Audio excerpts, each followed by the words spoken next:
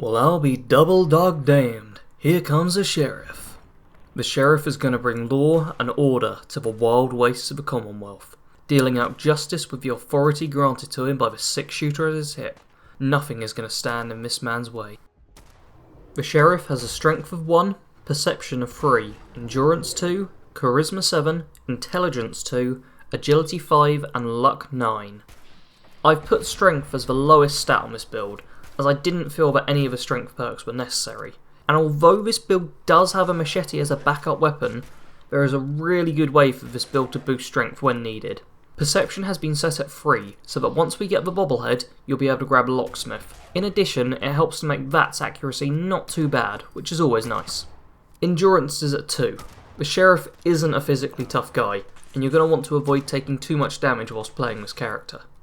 Charisma is at a whopping 7. Our latest individual has always been a pretty smooth talker, with some real good persuasive skills. The sheriff would rather end things with words than with violence, and a high charisma gives us a chance to do just that. Intelligence is fairly low, sitting at 2. The sheriff is fairly simple-minded and doesn't have the fastest mind. This isn't to say that he is unable to work things out, but he tends to have to think things over a fair bit before being able to make a smart decision on them. I actually found that thinking like this whilst playing was quite a nice change of pace, as I spent time on important decisions, instead of just going straight for what was most likely the best option. Agility has been set at 5, as the sheriff is both fairly quick and relatively sneaky when he needs to be.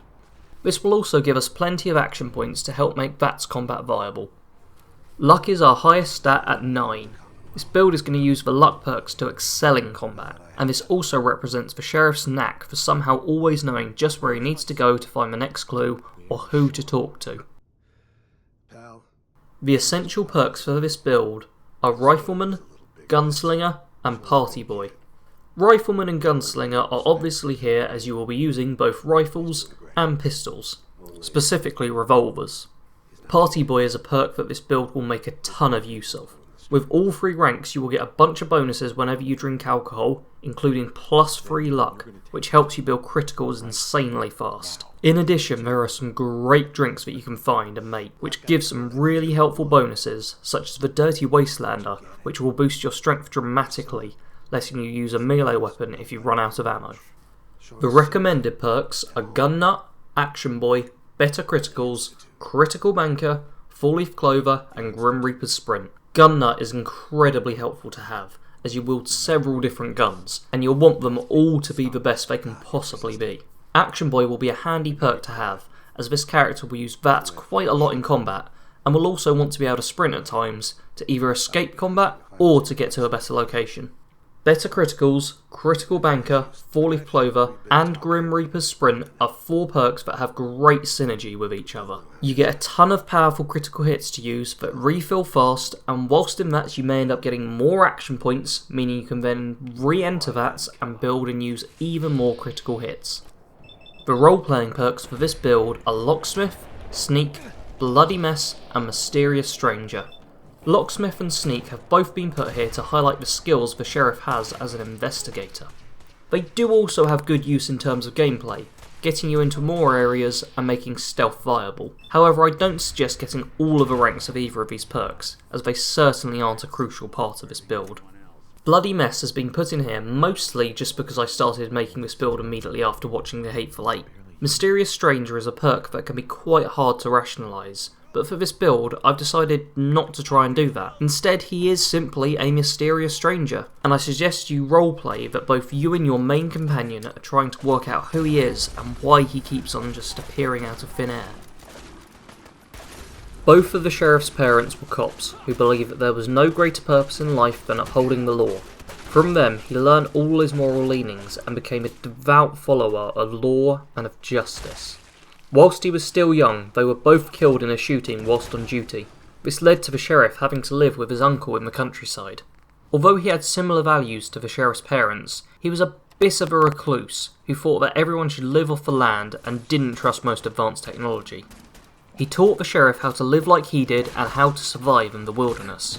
Shortly after the sheriff turned 18 though, his uncle died, killed in a terrible accident, involving a loaded shotgun and an exploding donkey. The sheriff stayed living in his dead uncle's cabin for quite a long time, but eventually he felt that he wanted to do more with his life. He desired to follow in his parents' footsteps and try to join the police force. Unfortunately, due to his reclusive lifestyle, he wasn't seen as suitable to join, and he was forced to look for another way to uphold the law. The sheriff believed that the military was the best alternative, and signed up, serving loyally for many years, until he began to uncover corruption within the army.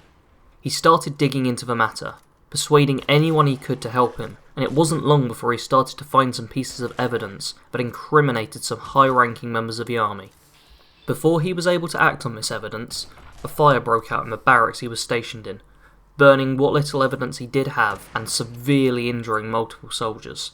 Suspecting that he was being targeted, the sheriff decided to keep a low profile and temporarily stop investigating it until the time was right.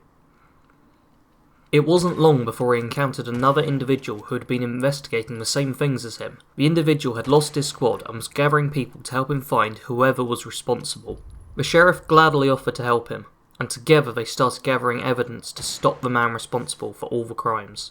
Unfortunately, the other soldier was too eager to get revenge, and as soon as he got enough evidence to form a conclusion, he decided he wanted to eliminate the general who had been behind everything.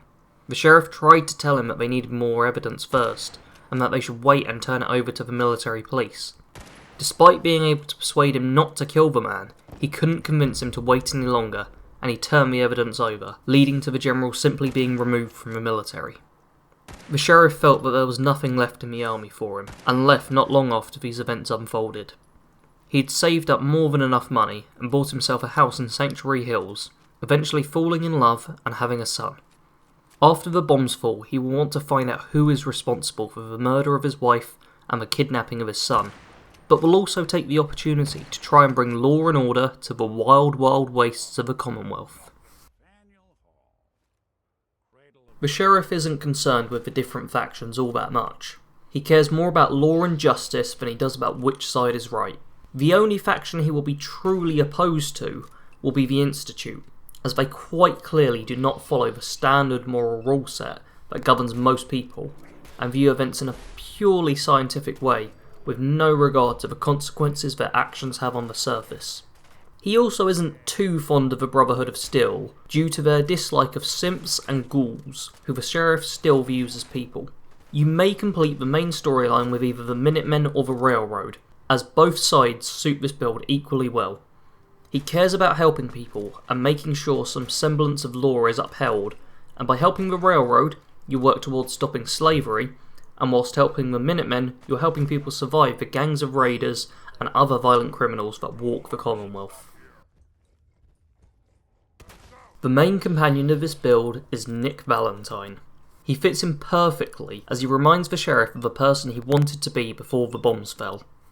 You can also travel around with any morally good companion, and one of the best backups I would recommend would be Old Longfellow from the Far Harbor DLC. However, it is worth sticking with Nick for the most part, not only because he suits the build the best, but also just because he's a really great companion. This character carries several different weapons. You'll want a double-barrel shotgun for close quarters and packing a real punch, and a hunting rifle for mid to long range shooting. However, don't upgrade this past the full stock and only put a medium mag on it, as otherwise it starts to ruin the general aesthetic we're going for. In addition, you will want a pipe revolver pistol and a Western revolver. These will be your general use weapons. Before you get the Western revolver, you will want to be primarily using the pipe revolver, but even once you have both, you can use each of them as they use a different ammo type. Your last gun will be Old Reliable, or any other lever action rifle of your choice, for sniping whenever it is needed. This character isn't a particularly talented sniper, but knows that sometimes it's best to deal with things from a distance. In addition, you will want to carry around a machete with you. This is both for role-playing and for if you happen to run out of ammo. Although this character only has a base strength of 1, the combination of Party Boy rank 2 and a Dirty Wastelander will allow you to deal a ton of melee damage when needed. For your armour, early on you should be able to get your hands on a Drifter outfit, militia hat and sunglasses, which will be your main apparel for most of the game. However, once you reach Nuka World and go to Dry Rock Gulch, you will be able to get the Western Duster and the Cowboy hat. The Western Duster will give you better resistances and also a boost to both charisma and endurance. I personally stuck with the militia hat as I preferred the look of it, but if you want a few more hit points, then you can also equip the cowboy hat as it will give you an extra point of endurance. To find these, you'll just need to go into Mad Mulligan's mine and keep an eye on all of the corpses that are around.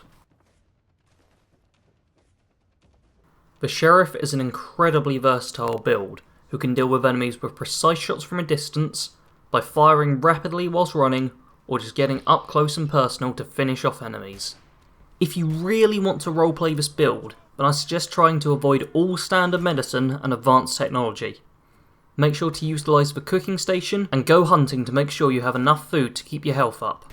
In addition, some of the recipes added in Far Harbour are pretty powerful, so when you go to the island, make sure to spend plenty of time hunting with various creatures hidden in the fog.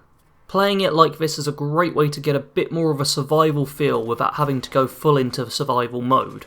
Of course, if you do want to, then feel free to play this build in survival mode, but if you do, then I suggest focusing a little bit more on stealth. Thanks very much for watching this build, and I sincerely hope you enjoyed it. Make sure to hit that red subscribe button to make it a subscribed button instead, and share this video with anyone who you think will enjoy it. Also, if anyone knows where the exploding donkey quote comes from, make sure to leave it below in the comments. It's an adapted quote from a favourite book of mine, and it will be interesting to see if anyone recognises it. Make sure to keep watching the channel, as I will be having some Skyrim content coming out soon, in addition to the Fallout builds every Sunday.